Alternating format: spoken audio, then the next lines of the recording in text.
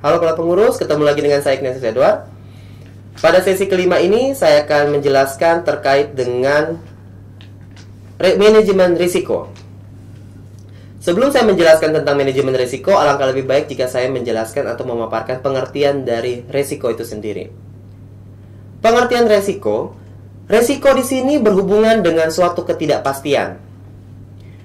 Ketidakpastian itu terjadi oleh karena kurang atau tidak tersedianya cukup informasi tentang apa yang akan terjadi. Maka sehingga itu disebut dengan risiko. Jadi kalau dikategorikan apakah risiko itu sudah terjadi? Belum. Risiko itu belum terjadi. Kalaupun risiko itu terjadi, itu disebut dengan realisasi risiko atau dampak risiko. Yang selanjutnya, setelah saya menjelaskan tentang risiko, saya akan menjelaskan tentang manajemen risiko itu sendiri.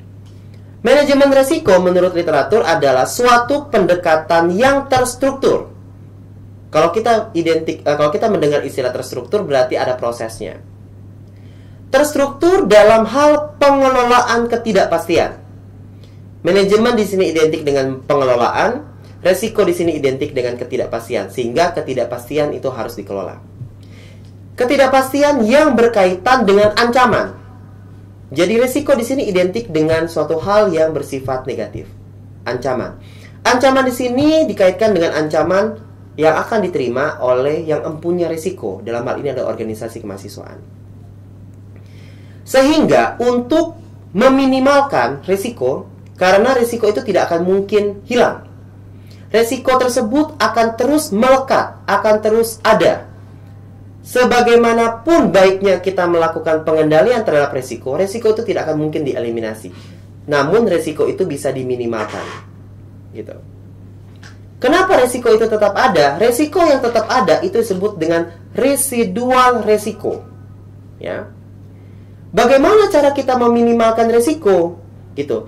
Ada istilah yang disebut dengan mitigasi risiko. Sebelum saya menjelaskan tentang mitigasi risiko, alangkah lebih baik jika saya menjelaskan tentang level dari sebuah risiko. Risiko di sini dibagi menjadi 3. Yang pertama disebut dengan high risk.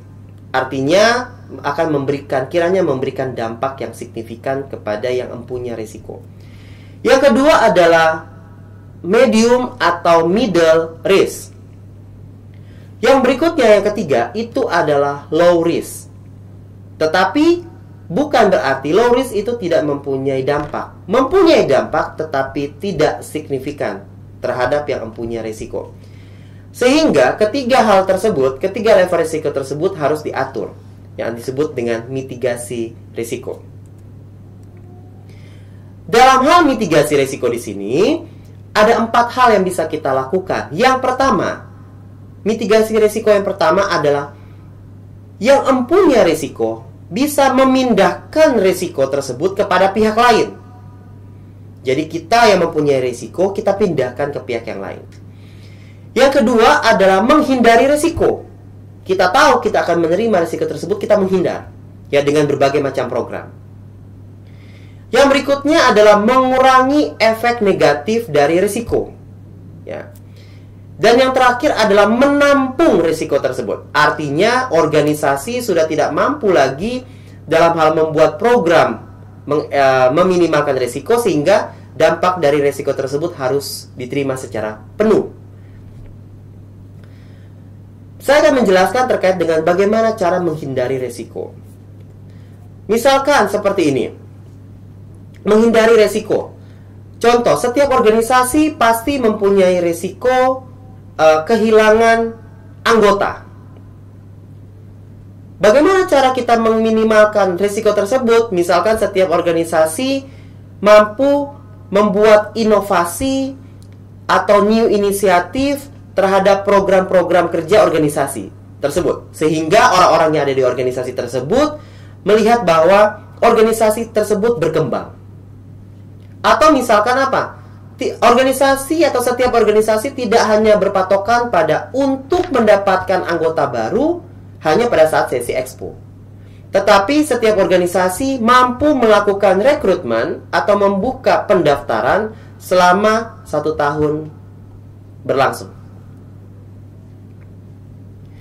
Kalau kita selanjutnya, saya akan menjelaskan terkait dengan ruang lingkup manajemen risiko. Atau apa saja yang bisa kita lakukan dalam manajemen risiko. Yang pertama adalah kita harus menentukan konteks dari apa yang akan kita kelola risikonya. Konteks di sini misalkan saya atau kita akan mengelola atau mengidentifikasi risiko organisasi kemahasiswaan. Itu konteksnya. Yang kedua adalah kita identifikasi risiko. Identifikasi risiko di sini artinya resiko-resiko apa saja yang kiranya akan bisa dihadapi oleh organisasi kemahasiswaan atau dalam konteks tadi. Yang ketiga adalah analisis resiko. Artinya, resiko-resiko yang kita identifikasi tadi kita kategorikan ke dalam ketiga level tersebut. Artinya, mana resiko yang masuk dalam high risk, medium risk, atau middle risk, atau low risk. Dalam tahap ketiga tersebut ini juga kita melakukan atau menyusun yang disebut dengan mitigasi risiko. Artinya program-program apa saja atau langkah-langkah apa saja yang bisa ditempuh oleh organisasi untuk meminimalkan risiko tersebut. Tahap yang keempat adalah pengendalian risiko. Pengendalian risiko di sini artinya pelaksanaan program-program mitigasi risiko oleh organisasi kemahasiswaan.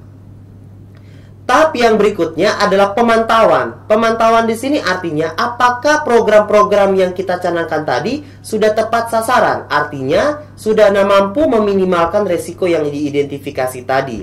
Artinya apakah risiko yang kita kategorikan high risk mampu diturunkan ke middle atau bahkan ke low.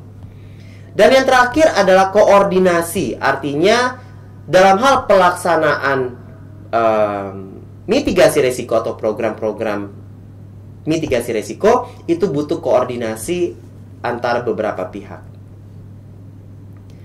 Sekian sesi kelima. Atas perhatian saya ucapkan terima kasih.